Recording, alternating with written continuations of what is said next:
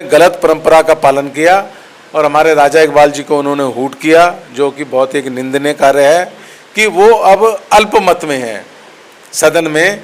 अब उनका आने वाले दिनों में मेयर भी उनका नहीं बनेगा, तो वो कुछ ऐसी लोग लुभावनी घोषणाएं कर रहे हैं जो कि धरातल पे संभव नहीं है। तो नंदकिशोर जी कितने करोड़ों रुपए के काम जो सैंक्शन करा के गए थे, आप ये बात तोमर जी से भी पूछ लिए। दिल्ली में कामकाज को लेकर लगातार सुर्खियां बनी रहती है। ऐसे ही पिछले दिनों देखने को मिला कि एमसीडी हाउस सिविक सेंटर में पार्षद आपस में उलझ रहे थे, माइक तोड़ने तक की नौबत आ गई। और हमारे साथ बात करने के लिए हैं निगम पार्षद अजय रवि हंस जी। कैसे देखते हैं पार्षद जी? नहीं, तोड़फोड़ को तो देखो जी, हम भी सही नहीं मानते ना, हमारी तरफ से कोई तोड़फोड़ हुई। आपने विगत दिनों में देखा, हमारे नेता विपक्ष राजा इकबाल जी जब भाषण देने के लिए बजट पर खड़े हुए तो उनकी तरफ से हुटिंग चालू हो गई। ये कभी नहीं हुआ। ये एक स्वस्थ परंपरा रही है कि बजटीय भाषण जो भी कहे, चाहे वो कांग्रेस की विपक्षक नेता कहें, चाहे हमारे कहें, चाहे मुकेश गोयल जी नेता सदन कहें, सबको बात ध्यानपूर्वक सुननी चाहिए। तो उन्होंने गलत परंपरा का पालन किया और हमारे राजा इकबाल जी को उन्होंने हूट किया, जो कि बहुत एक निंदनीय कार्य है। और वो अब ऐसे प्रावधान पास कराने जा रहे हैं, उनको ऐसा लगता है, या ऐसा लगता नहीं, ऐसा होगा ही कि वो अब अल्पमत में है सदन में। अब उनका आने वाले दिनों में मेयर भी उनका नहीं बनेगा, तो वो कुछ ऐसी लोग लुभावनी घोषणाएं कर रहे हैं जो कि धरातल पे संभव नहीं है।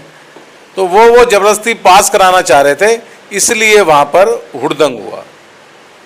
अच्छा पार्षद जी, औरंगजेब कब चले गए, उनके कब्र को लेकर सियासत हो रही है, सड़कों पर लोग उतर रहे हैं, संग्राम बना हुआ है। देखो जी, ये तो जन भावनाएं हैं। एक जो विदेशी आक्रांता हमारे देश पर जिसने आक्रमण किया, हमारे लोगों को उसने मारा, हमारे मंदिरों पर उसने कब्जा करके वहाँ अवैध निर्माण कराए, उनको महिमा मंडित तो नहीं करें ना हम।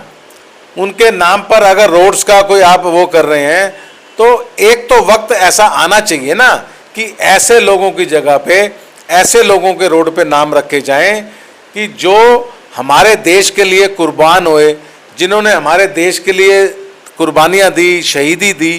तो इसमें बुरा क्या है? बिल्कुल सही बात है।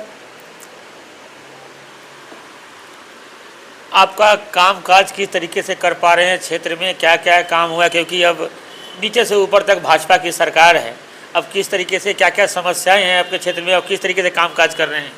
देखो जी, समस्याएं तो जायसवाल जी, हमारे पास ती फंड का पहले अभाव था, लेकिन अब माननीय तिलक राम गुप्ता जी हमारे बीच में एमएलए के रूप में आ गए हैं। तो और जैसा कि आने वाले दिनों में एमसीडी भी भारतीय जनता पार्टी शासित हो जाएगी, तो मुझे पूर्ण विश्वास है कि काम की एक डबल ट्रिपल इंजन की सरकार होगी, तो कामों को द्रुत गति मिलेगी भी सही। और आप देख रहे हैं दिल्ली में एक ब्याह चल भी रही है, चाहे वो जमुना सफाई का मामला हो, चाहे अभी से हमने उन स्पॉट को इंगित कर लिया है जहाँ पर वर्षा में जल संचय होता है या पानी भरता है, हमने अभी से उनको आइडेंटिफाई कर लिया है। आप मुंडका वाली रोड देखें, खड्डों में सड़कों में जो खड्डे भरने उनको देखें। हमारी चीफ मिनिस्टर रेखा गुप्ता जी लगातार इस बारे में चिंतित हैं, और जब से वो मुख्यमंत्री बनी है वो एक क्षण के लिए भी नहीं बैठी हैं, लगातार प्रयासरत हैं। और आने वाले दिनों में 2-3-4 दिनों में ही हमारा बजट भी आ रहा है, जिसमें हमने अपने जो हमने वायदे कर रखे थे, हमने उसमें यथासंभव उसमें बजट का प्रावधान भी किया है। गलियों में आवारा कुत्तों की संख्या बहुत बढ़ती जा रही है, लोग काट भी रहे हैं, इसके रोकथाम के लिए कोई उपाय वगैरह आप लोग कर रहे हैं? देखो जी, हम तो लगातार प्रयासरत रहते हैं। आपकी बात से मैं बिल्कुल सहमत हूँ कि कई जगह कुत्तों का आतंक बहुत ज़्यादा है, और हम लगातार मुहिम भी बीच में चलाते रहते हैं, चाहे वो कुत्ते हों चाहे गायें हों, हम लगातार मुहिम चलाते रहते हैं, और जहाँ से भी शिकायत आती है हम उसका निवारण करते हैं। क्या लगता है, अब अरविंद केजरीवाल दिल्ली से पंजाब चले गए हैं, और पंजाब में खूब एक भाजपा कार्यकर्ता के घर पे भी गए थे चाय पीने के लिए। हाँ, तो जाए ना सर, ये तो भारतीय जनता पार्टी की संस्कृति रही है कि कोई भी घर में आ जाए उसको चाय पानी तो पूछेंगे ही ना। तो इसमें कोई ऐसे कोई विशेषकर बात नहीं है। भारतीय जनता पार्टी के कार्यकर्ता के घर गए होंगे तो चाय उन्होंने पिलाई होगी। तो इसमें अतिथि देवो भव, ये तो हमारी परंपरा भारतीय जनता पार्टी की रही है। और दिल्ली में अब लगता है उनका स्थान खत्म हो गया है, उन्होंने इस बात को खुद से भी महसूस किया है। तो पंजाब दौरे पे हैं, पंजाब में भी उनकी सरकार है जो आने वाले समय में रहेगी नहीं रहेगी, फिर वो देखेंगे उन्होंने कहाँ जाना है। अगर हम बात करें त्रिनगर विधानसभा क्षेत्र की, तो जितेंद्र सिंह तोमर लगातार अपने सोशल मीडिया पर पोस्ट करते हैं कामों की, जो हमने अपने समय में इसको पास करा दिया था, अभी जो विधायक चुनकर आए हैं इनको ज़्यादा काम करने की ज़रूरत नहीं पड़ेगी, 2 साल तो उन्हीं का उद्घाटन करते रहेंगे आप लोग। ये तो परंपरा रही है जायसवाल जी। अब पिछले जब नंदकिशोर जी जब गए थे तो नंदकिशोर जी कितने करोड़ों रुपए के काम जो सैंक्शन करा के गए थे, आप ये बात तोमर जी से भी पूछ लिए।